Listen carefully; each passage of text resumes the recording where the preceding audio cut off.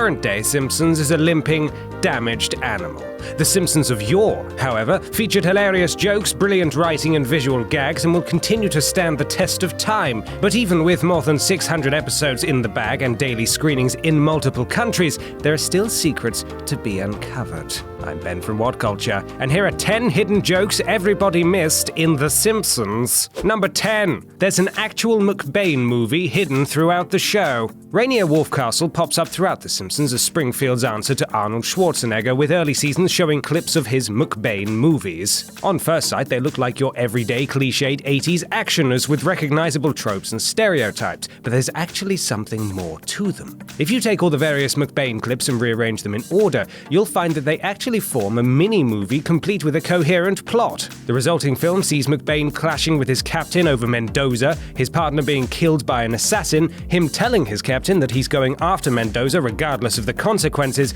getting captured but then escaping, and finally, killing him.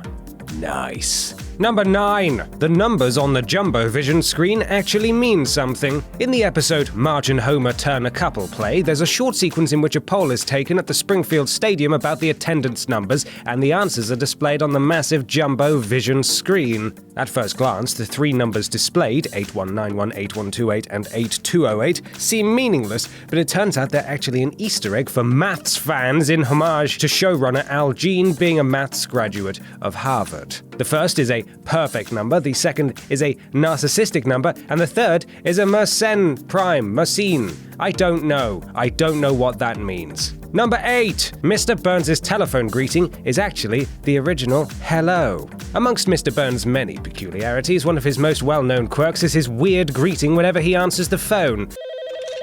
Ahoy hoy. When Alexander Graham Bell allegedly invented the telephone, we're on to you, Al, he recommended that ahoy hoy should be the greeting people use when answering a call. Obviously that didn't catch on, because it's bloody stupid. Number 7. The writer who uncovered the truth about Whacking Day also uncovered the truth about Watergate. As the writers developed the rich history of Springfield's annual Whacking Day, they couldn't resist slipping in a dig at former President Nixon. The episode shows file footage of Nixon utterly failing at whacking a snake and the crowd booing at his pitiful effort. But going even deeper in the episode's subplot, Bart is homeschooled and is seen reading a book titled The Truth About Whacking Day, written by Bob Woodward. If you don't know, Bob Woodward was one of the journalists who uncovered the Watergate scandal and helped expose the president. Number 6. A split-second dig at former VP Dan Quayle. During the first few years of The Simpsons being on air, there was quite a long-standing feud between the Bushes and The Simpsons writers.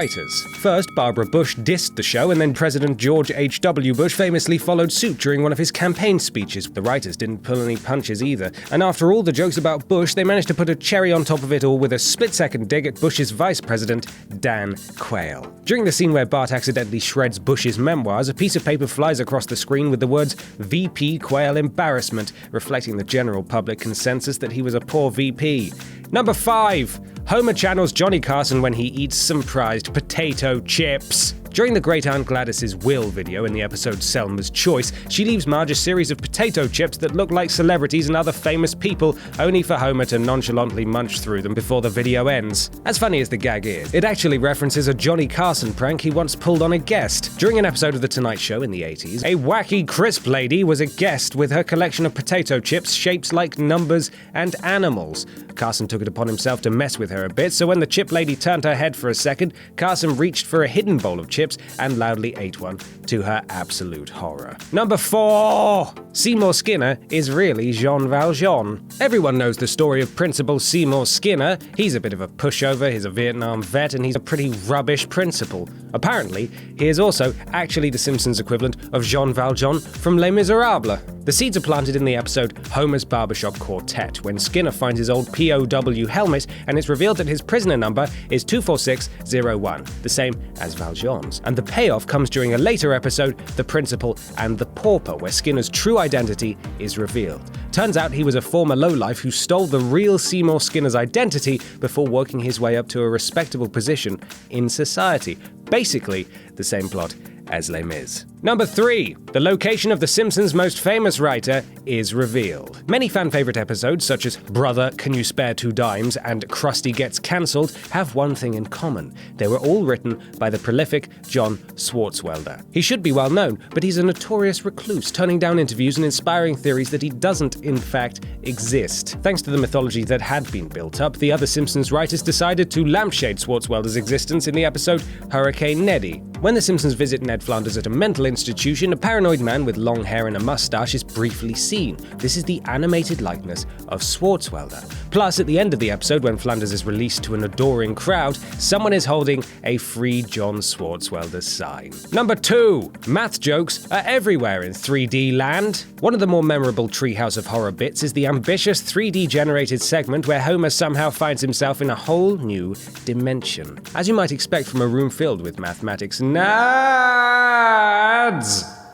the writers decided to stuff as many maths jokes in this new 3D environment as possible. As Homer is exploring his new surroundings, he walks past a string of hexadecimal numbers, which, when converted to ASC2, I'm told, spells out Frink rules. Also, when Homer's walking around, an equation passes behind him that appears to disprove Fermat's last theorem. But should that equation be put into a scientific calculator, you'll find the theorem still holds and that the equation is off by a minuscule 0.00000004.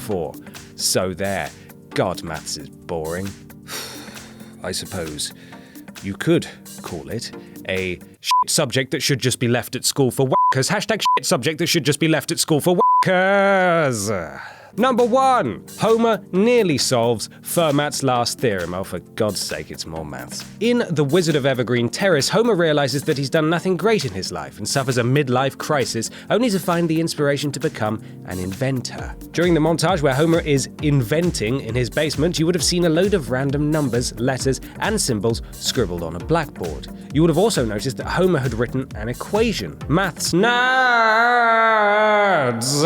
will have noticed that again refers to Fermat's last theorem. If you plug that equation into a scientific calculator, you'll find that the left side of the equation is only 0.000000002 maybe % larger than the right side, which is even smaller than the answer in the previous entry. So basically, despite the crayon in his head, his excessive drinking, and the numerous blows to the head, Homer Simpson nearly solved a 400-plus-year-old mathematics theorem. And that's our list. Are there any other hidden Simpsons jokes we missed off? Let us know in the comments below, and don't forget to like, share, and subscribe. You can even follow me here on Twitter if you fancy.